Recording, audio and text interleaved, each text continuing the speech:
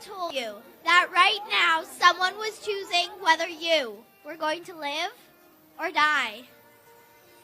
What if I told you that this choice wasn't based on what you could or couldn't do, what you've done in the past, or what you would do in the future? And what if I told you you could do nothing about it? Ladies and gentlemen, members of Parliament, thousands of children are right now in that situation. Someone is choosing, without even knowing them, whether they are going to live or die. That someone is their mother. And that choice is abortion. Every day, 115,000 children are being put to death through abortion. 115,000. Look around you at this great sea of people. This is only about 10,000 people. Every 2 hours, this amount of children are being killed because of abortion. Almost 1/3 of our generation never made it out of the womb. All those lives are now gone. All that potential, gone. And all that hope and future, gone. Now, I know what some of you might be thinking. It's not really killing. After all, a fetus isn't a child, right? But why do we think that just because a fetus can't talk or do what we do, it isn't a human being yet? The word fetus comes from the Latin word meaning young one or young child. Some babies are born after only 5 months. Is this baby not human? We would never say that. Yet, abortions are performed on 5-month-old fetuses all the time. In fact, in Canada, fetuses can be aborted at any stage during a pregnancy. Could it be that we only call them humans if they're wanted? No, fetuses are definitely humans, knit together in their mother's womb by their wonderful creator. Some people might say that since there are no laws against abortion in Canada, it doesn't matter anymore. The matter's settled, and it's not our business. But if an action is unjust, it should be illegal, and it needs to be our business. And this particular action has a huge impact on our society. Every year, 100,000 abortions happen in Canada. 1 million abortions happen in the USA. And over 42 million abortions happen worldwide. I'd say that's a huge impact. I know some people say the mother has a right to abort. After all, her life is dramatically impacted by having a baby. But I'm asking you to think about the child's rights that were never given to it.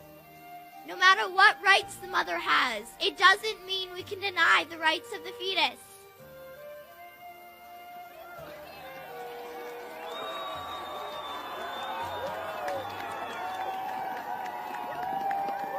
Or what about the people that say a mother shouldn't have to bring a handicapped person into the world?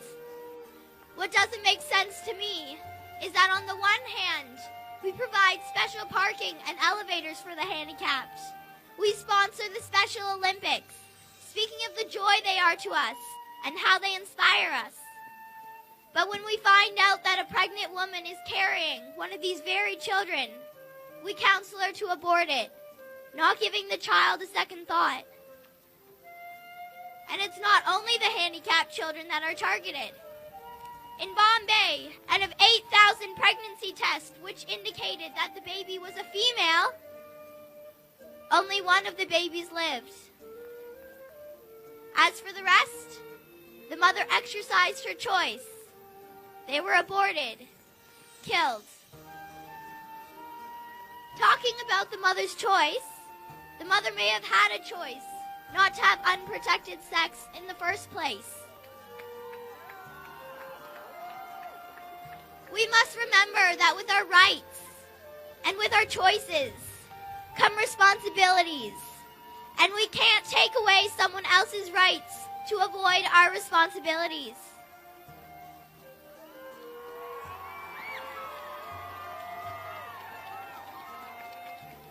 At this point, I imagine the age-old question arises. What if the mother didn't choose to have sex? What if she was raped? But let's look at the facts.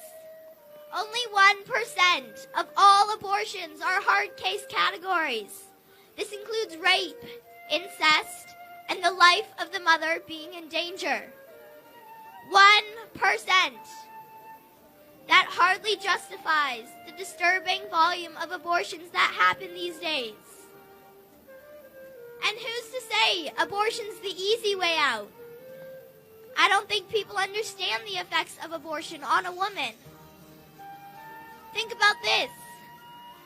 According to a recent study, 48% of women who have abortions face complications in their subsequent pregnancies. Some may not even be able to give birth at all. Women are also at a greater risk of developing breast cancer if they have had an abortion. But perhaps the worst effects are the emotional ones.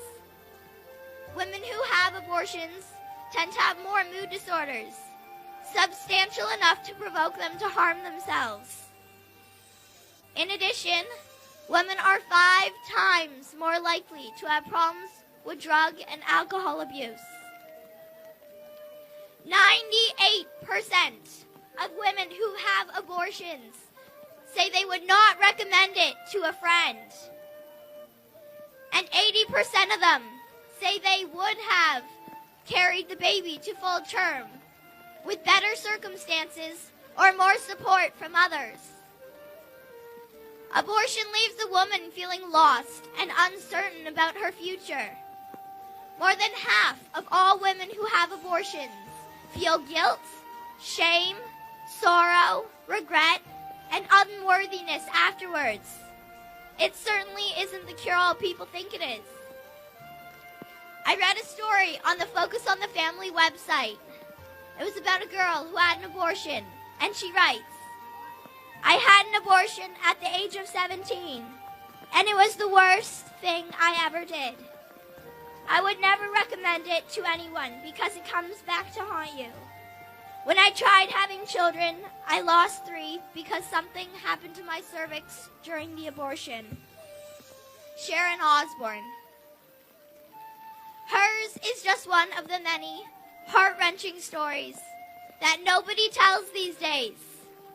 And those same stories are the ones that we need to hear. I want to thank you for taking time to think about the issue of abortion, to think about the unborn, and to think about the effects of abortion on a woman. If you walk away with anything after this speech, walk away with the words of Horton. You know him, the elephant that risked his life to save that little speck. Remember him and his famous words. Even though you can't hear them or see them at all, a person's a person, no matter how small. Thank you.